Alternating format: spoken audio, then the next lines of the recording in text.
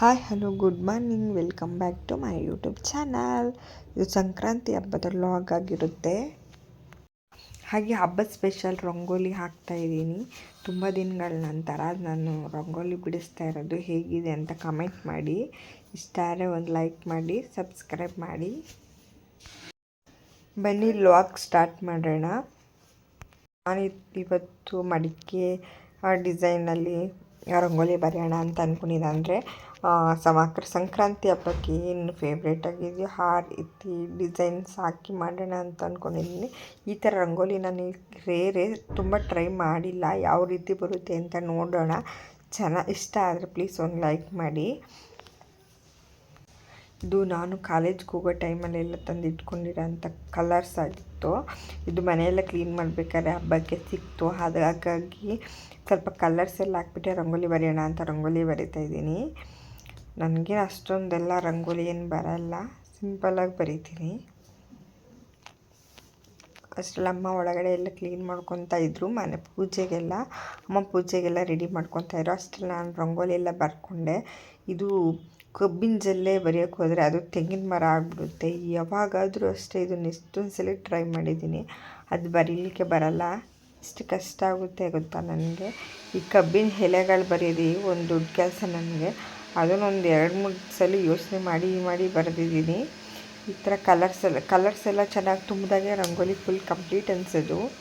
ನಿಮ್ಗೆ ಈ ರಂಗೋಲಿ ಏನಾದರೂ ಇಷ್ಟ ಆದರೆ ಪ್ಲೀಸ್ ಒಂದು ಲೈಕ್ ಮಾಡಿ. ನೋಡಿ, ನನ್ನ ರಂಗೋಲಿ ಫೈನಲಿ ಹೀಗಿದೆ. ಹಾಗೆ ಗೇಟ್ ಹತ್ರನೂ ಒಂದು ರಂಗೋಲಿ ಹಾಕಿದ್ದೆ, ಅದು ವೀಡಿಯೋಸ್ ಕ್ಯಾಪ್ಚರ್ ಮಾಡಿದ್ದೆ, ಅದು ಸಹ ಹಾಕ್ತಾಯಿದ್ದೀನಿ ನೋಡಿ.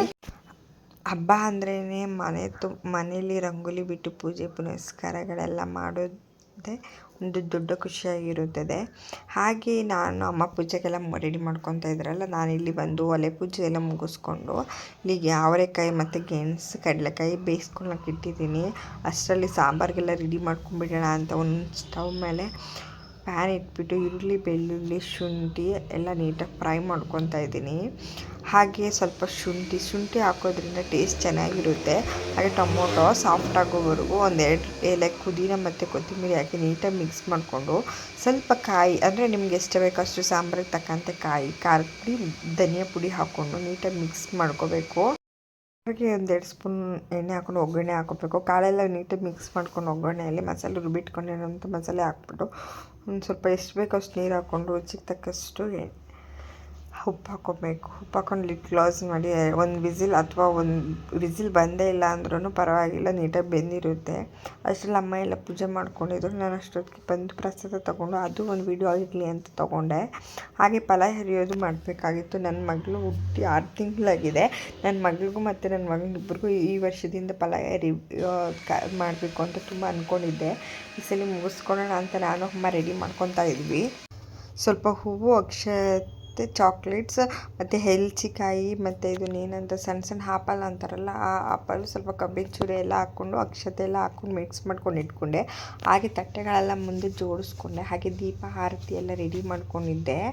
ಅದು ಒಂದು ವಿಡಿಯೋ ಇಲ್ಲಿ ಅಂತ ಚಿಕ್ಕದಾಗಿ ಶಾರ್ಟ್ ಥರ ಮಾಡ್ಕೊಂಡಿದ್ದೀನಿ ನೋಡಿ. ಇಷ್ಟೆಲ್ಲ ರೆಡಿ ಆಗಿದೆ. ಎಲೆ ಅಡಿಕೆ, ಅರಿಶಿನ, ಕುಂಕುಮ, ಹಣ್ಣುಗಳೆಲ್ಲ ಇಟ್ಕೊಂಡಿದ್ದೀನಿ. ಹಾಗೆ ನನ್ನ ಮಗನ ಮತ್ತು ನನ್ನ ಮಗಳನ್ನ ಕುಂಡಿಸ್ಬಿಟ್ಟು ಈಗ ಪಲಾವ್ ಎರಿತಾ ಇದ್ದೀವಿ.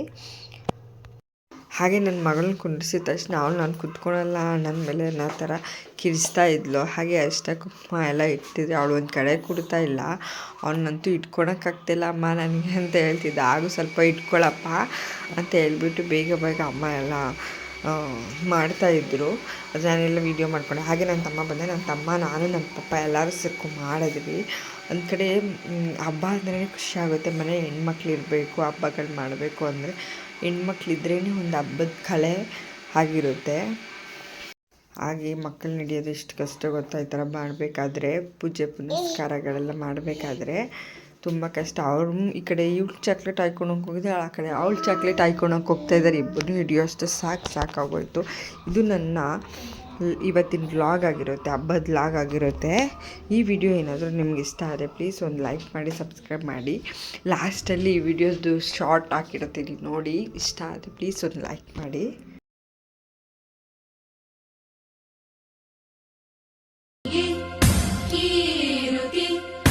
ಬಂಗಾರ ತೆನೆ ತೆನೆ ಎಲ್ಲ ಬಂಗಾಡಿ ಮನೆ ಮನೆಗೆ ಸಂತೋಷ ಹಿರಿ ಹಿರಿ ಹಿಗ್ಗಿ ಚಂದಾದ ಮುಗುಳು ನಗೆ ಸುಗ್ಗಿ ಸಿರಿ ಅರಳಿತು ಗಲಗಲ ಗಲಗಲ ಸವಿಯುವ ಸಿಹಿ ಫಲ